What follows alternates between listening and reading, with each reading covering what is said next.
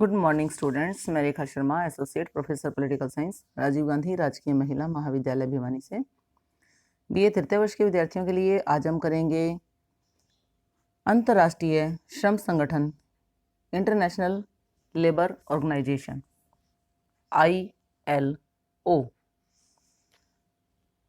United Nations की specialised एजेंसियों में से एक है इंटरनेशनल लेबर ऑर्गेनाइजेशन। फिलाडेल्फिया सम्मेलन की घोषणा में कहा गया है कि विश्वव्यापी तथा स्थायी शांति तभी स्थापित हो सकती है यदि यह सामाजिक न्याय पर आधारित हो। अंतर्राष्ट्रीय श्रम संगठन संयुक्त राष्ट्र के विशिष्ट अभिकरणों में सबसे अधिक प्राचीन और महत्वपूर्ण है। इसकी स्थापना 11 अप्रैल 1919 को वर्साई की संधि के भाग 13 के अनुसार श्रमिकों के हितों को बढ़ावा देने की दृष्टि से की गई थी। राष्ट्रसंघ से घनिष्ठ होने के बावजूद भी इस संस्था ने अपना स्वतंत्र अस्तित्व कायम रखा और अप्रैल 1946 में संयुक्त राष्ट्र संघ तथा अंतर्राष्ट्रीय श्रम संगठन के बीच हुए एक समझौता हुआ, जिसके अनुसार इस संगठन ने विश्व के देशों में श्रम एवं सामाजिक कार्य संपन्न करने का दायित्व अपने ऊपर ले लिया। अंतर्राष्ट्रीय श्रम संगठन के महत्व का वर्णन करते हुए निकोलस ने लिखा है कि राष्ट्रसंघ की यही एक संस्था है जिसकी सदस्यता अमेरिका ने स्वीकार की। यह संस्था द्वितीय विश्व युद्ध के सदमे को बर्दाश्त करके भी जीवित रही और उसके ढांचे में कोई परिवर्तन नहीं हुआ। कहने का तात्पर्य यह है कि अंतर्राष्ट्रीय श्रम संगठन जो है वो संयुक्त राष्ट्र के विशिष्ट अभिकरणों में सबसे महत्वपूर्ण और सबसे पुराना माना जाता है। अंतर्राष्ट्रीय श्रम संगठन का जो महत्व हमने देखा उसमें हमने यही देखा कि यह जो संस्था है उसने अपने आप को जीवंत बनाए रखा है और इसका जो बेसिक ढांचा है उसमें किसी प्रकार का कोई परिवर्तन नहीं हुआ है। अब हम बात करते हैं अंतर्राष्ट्रीय श्रम संगठन के उद्देश्य तथा सिद्धांतों की। Objectives and principles of international labour organisation. अंतर्राष्ट्रीय श्रम संगठन का उद्देश्य है कि अंतर्राष्ट्रीय सहयोग द्वारा श्रमिकों की दशा में सुधार किया जाए। यानी ये श्रमिकों से संबंधित है, लेबर से संबंधित है, तो नेचुरल है इसमें हम बात करेंगे श्रमिकों की दशा की, श्रमिकों के सुधारों की और उनके जीवन स्तर को ऊंचा उठाने की। यही इसके उद्देश्य रखे गए हैं कि अंतर्राष्ट्रीय श्रम संगठन का जो उद्देश्य है वो है अंतर्राष्ट्रीय सहयोग द्वारा श्रमिकों की दशा में सुधार और उसके जीवन स्तर को ऊंचा उठाना, उनकी आर्थिक स्थिति में स्थिरता लाई जाए और सामाजिक क्षेत्र में उनका स्तर उन्नत किया जाए। यह संगठन इस विश्वास पर आधारित है कि सार्वजनिक और स्थायी शांति की स्थापना सामाजिक न्याय की आधारशिला पर ही संभव है और श्रमिकों को सामाजिक न्याय तभी प्राप्त हो सका है जब वे अन्य लोगों के समान ही आर्थिक कल्याण व उन्नति के मार्ग पर अग्रसर हो। सन 1944 में फिलाडेल्फिया में जो अंतर्राष्ट्रीय सम्मेलन हुआ था उसमें कुछ सिद्धांत निश्चित किए गए थे। वो सिद्धांत कौन कौन से हैं?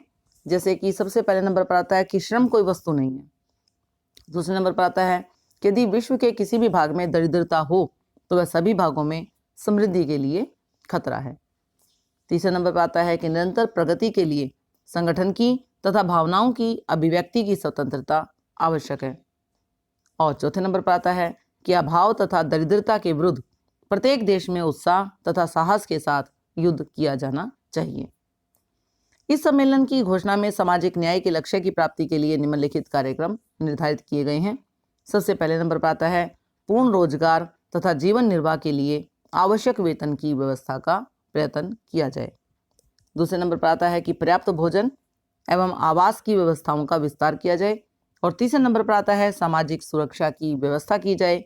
चौथे नंबर पर है कि सामूहिक रूप से अपने हितों की रक्षा करने अथवा सौदा करने का अधिकार। पांचवें नंबर पर अवसरों की समानता और छठे नंबर पर आता है स्वास्थ्य व सुरक्षा के साधनों की समुचित व्यवस्था। तो इस प्रकार से हमने देखा कि जो सिद्धांत थे वो है कि जो श्रम है, काम करना जो है वो कोई वस्तु नहीं है बल्कि श्रम है। और यदि हम ये देखें कि किसी भाग में गरीबी है तो ये जहाँ पर समृद्धि होगी उसके लिए खतरा बन जाती है, क्योंकि गरीबी जो है वो अपने आप में ही एक अभिशाप है। Poverty anywhere constitutes a danger to prosperity everywhere.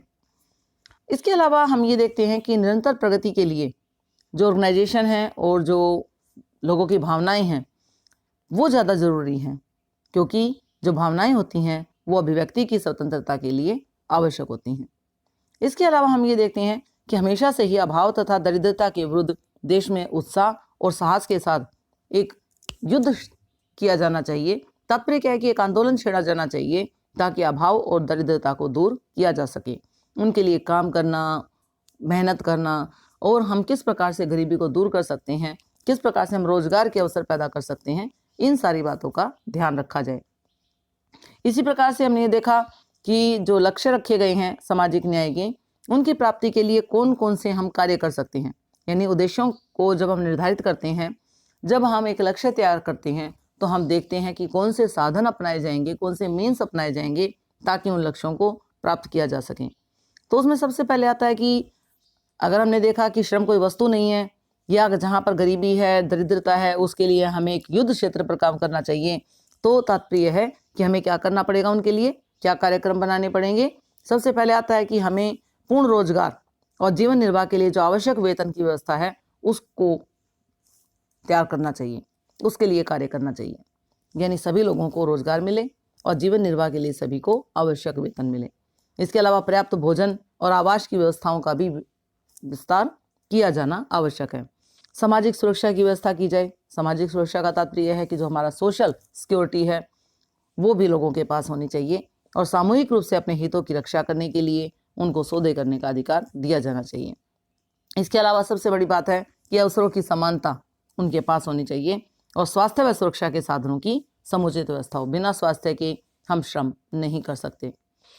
1944 की फिलाडेल्फिया घोषणा जो है उसके अनुसार सभी मनुष्यों की जाति, संप्रदाय अथवा लिंग के भेदभाव के बिना अथवा भौतिक एवं आध्यात्मिक विकास ऐसी दशाओं में करने का अधिकार है जिनमें स्वतंत्रता और प्रतिष्ठा हो, आर्थिक सुरक्षा हो और अवसरों की समानता हो।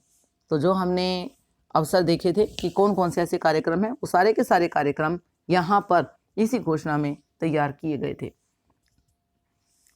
जो ये घोषणा है, जो कार्यक्रम है, उसे स्पष्ट हो जाता है कि संगठन का जो मूल उद्देश्य है वो है अंतर्राष्ट्रीय सहयोग द्वारा श्रमिकों की दशा सुधारना, उनकी आर्थिक स्थिति को स्थिरता प्रदान करना और सामाजिक क्षेत्र में उनके स्तर को ऊंचा उठाना। सन 1946 में संयुक्त राष्ट्र संघ द्वारा इस संगठन को अपना अंग बना लिया गया था। हम बात करते हैं इसके ऑर्गेनाइजेशन की, संगठन की। किसका ऑर्गेनाइजेशन किस प्रकार से होता है, यह संगठन किस प्रकार से तैयार किया गया है, और संगठन बहुत अच्छे से अगर तैयार किया गया है तो ये आगे जाके इसने कार्य भी किस प्रकार से किया, क्योंकि नींव अगर मजबूत होगी तो इमारत भी अच्छी बनती है। तो हम बात करते हैं सबसे पहले नंबर पर अंतर्राष्ट्रीय श्रम सम्मेलन, इंटरनेशनल लेबर कॉन्फ्रेंस। ये अंतर्राष्ट्रीय श्रम संगठन की सर्वोच्च इकाई है। ये इसका नीति निर्माण करने वाला अंग है। इसका निर्माण सदस्य राज्यों के प्रतिनिधि मंडलों से होता है। प्रत्येक राज्य के प्रतिनिधि मंडल में 4 सदस्य होते हैं, 2 सरकार के, 1 श्रमिक संगठनों तथा 1 मिल मालिकों का। प्रत्येक प्रतिनिधि को मतदान करने का अधिकार होता है और सम्मेलन में सभी निर्णय 2/3 बहुमत से लिए जाते हैं। यह सम्मेलन विभिन्न तरीकों से, जैसे कि सुझाव देकर, प्रस्ताव पास करके और नियमों का निर्माण करके अंतर्राष्ट्रीय सामाजिक मानदंडों को स्थापित करता है तथा सिफारिशों तथा समझौतों द्वारा प्रत्येक राज्य के श्रम संबंधी व्यवस्थापन को प्रोत्साहन देता है। राज्य इन सिफारिशों को मानने के लिए बाध्य नहीं है। सम्मेलन का मसौदा संधि के रूप में होता है जिसे सदस्य राज्यों के पास भेज दिया जाता है। सदस्य राज्य श्रम संगठन को वार्षिक रिपोर्ट भेजकर ये सूचना देते हैं कि उन्होंने इन सिफारिशों के अनुरूप व्यवस्थापन के लिए क्या कदम उठाए हैं। तो आपने क्या देखा इंटरनेशनल लेबर कॉन्फ्रेंस में कि ये जो श्रम संगठन की सर्वोच्च इकाई मानी जाती है और यहाँ पर नीतियाँ बनती हैं, यहाँ पर पॉलिसी तैयार की जाती हैं और इनका निर्माण कौन करता है? जो सदस्य राज्य के प्रतिनिधि मंडल हैं उनसे वो करते हैं। अब हम देखेंगे कि प्रतिनिधि मंडल में कितने सदस्य होते हैं। 4 प्रकार के सदस्य होते हैं, 4 सदस्य। 2 सरकार के होते हैं, 1 श्रमिक संगठन का होता है और 1 मिल मालिकों का। यानी हमने देखा कि यहाँ पर सरकार, श्रमिक और मिल मालिक यानी कंपनी मालिक, पूंजीपति, ये चारों के चारों इसमें शामिल किए गए हैं, क्योंकि जो पूंजी लगाएगा, जो कार्य करेगा और जो नीतियाँ बनाएगा सरकार के द्वारा, तो ये सारी चीज़ें इसमें शामिल की गई हैं। प्रत्येक प्रतिनिधि को मतदान करने का अधिकार होता है और मतदान करने का अधिकार का तात्पर्य है कि सभी समान हैं।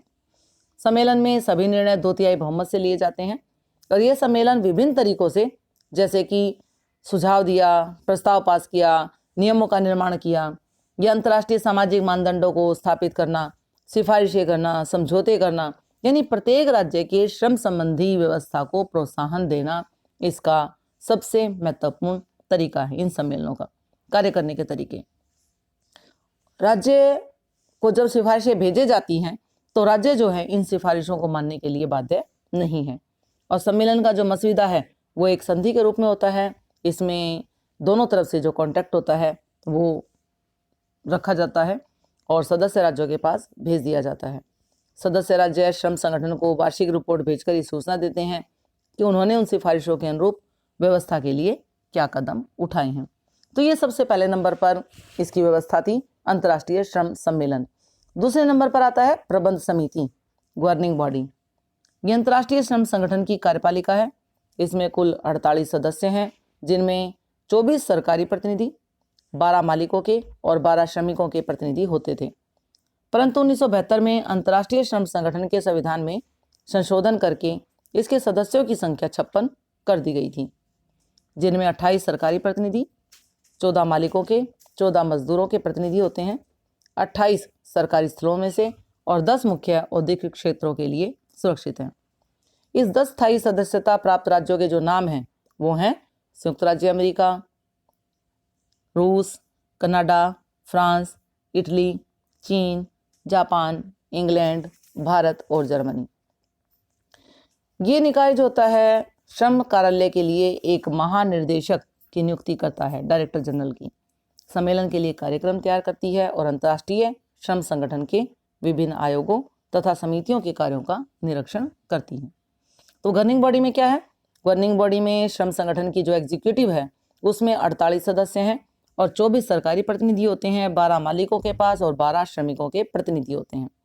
1972 में अंतर्राष्ट्रीय श्रम संगठन के संविधान में संशोधन करके सदस्यों की संख्या 56 कर दी गई थी। अब इनमें जो 28 थे वो सरकारी प्रतिनिधि, 14 मालिकों के और 14 मजदूरों के। 28 सरकारी स्थलों में से जो 10 हैं वो मुख्य औद्योगिक क्षेत्रों के लिए सुरक्षित हैं। और ये 10 जो सुरक्षित सदस्य हैं वो कौन है? स्थायी सदस्य। ये आपका देखा हमने कि संयुक्त राज्य अमेरिका है, रूस है, कनाडा है, फ्रांस, इटली, चीन, जापान, इंग्लैंड, भारत और जर्मनी। इसके बाद तीसरे नंबर पर आता है अंतर्राष्ट्रीय श्रम कार्यालय। बिना कार्यालय के कोई काम नहीं होता, जैसे कि हमने यूएन का भी कार्यालय देखा था। तो ये है इंटरनेशनल लेबर ऑफिस। ये अंतर्राष्ट्रीय श्रम संगठन का स्थायी सचिवालय है, सेक्रेटरीट है। इसका प्रधान महानिर्देशक होता है, डायरेक्टर जनरल होता है और इसका प्रधान कार्यालय जिनेवा जो कि स्विट्जरलैंड में है वहाँ पर है। इसकी शाखाएं न्यूयॉर्क अमेरिका में पाई जाती हैं और यूरोप, एशिया, अन्य देशों में भी स्थापित की गई हैं। इस कार्यालय के 3 संभाग, जिसमें से सबसे पहले नंबर पर आता है राजनयिक संभाग, दूसरे नंबर पर गुप्तचर संभाग और तीसरे नंबर पर है अनुसंधान संभाग। राजनयिक संभाग विभिन्न राज्यों में पत्र व्यवहार करता है तथा सम्मेलन की सिफारिशों को विभिन्न राज्यों में क्रियान्वित करता है। गुप्तचर विभाग विश्व के श्रमिकों की परिस्थितियों के संबंध में सूचनाएं एकत्रित करता है और अनुसंधान संभाग श्रमिकों की वैज्ञानिक जांच से संबंध रखता है। इस प्रकार से स्टूडेंट्स आपने देखा अंतर्राष्ट्रीय श्रम संगठन, उसके उद्देश्य, उसके सिद्धांत और उसका ऑर्गेनाइजेशन। इसके बाद हम नेक्स्ट करेंगे अंतर्राष्ट्रीय श्रम संगठन के कार्य और उपलब्धियां और अंतर्राष्ट्रीय श्रम संगठन में भारत का क्या योगदान है, इसके बारे में। धन्यवाद।